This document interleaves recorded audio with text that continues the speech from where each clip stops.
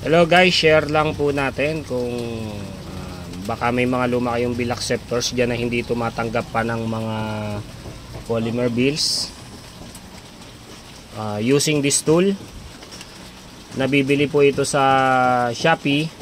Kontakin nyo lang po kung anong klase yung bill acceptor nyo, kung pan TB74 or TP70. So ito yung TP70. Sabihin nyo lang po sa Chinese na kailangan nyo po ng ganito. So ang halaga nito is nag-range sa 1,800 kasama na yung files. May nabibili nito na nasa 1,1 wala pang files. So doon na kayo sa may files. Or kung kaya nyo naman maglagay, mas maganda. May binibigay naman silang files para dyan. So ayun, kung paano gamitin, itutusok lang po natin to RS232 and then lalagyan natin ng power yan doon. Yan dyan sa may side na yan. And then, ito kasi already na to. Yan. And then iilaw to. Yan. So pwede naman natin i-try ngayon ulit. So ayun, nilagay ko na siya, no. Yan. And then kapag nawala na yung status niya, yung status light, so pindutin na natin to. Hintayin natin maging kulay green. Pag kulay green na po yan, already set up na po yan. Yan. Tutunog po yung machine nyo. Yan. Back to normal na. And then try na po natin. So syempre tanggalin natin to.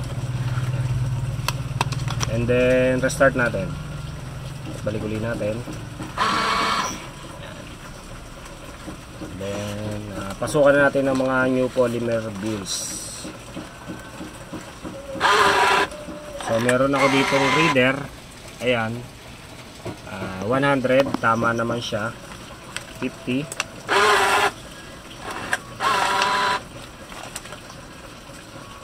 So ayan, para makita nyo 1,000, medyo matagal to.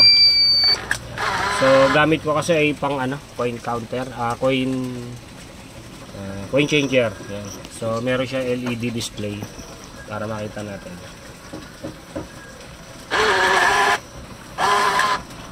So yung hinulog ko is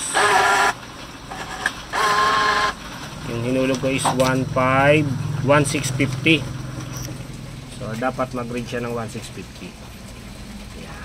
So sa mga gusto po magpa-update, kung ayaw nyong bumili ng ganito, medyo may kamahalan din, so mura lang sa amin, PM nyo kami, Cavite area. Thank you.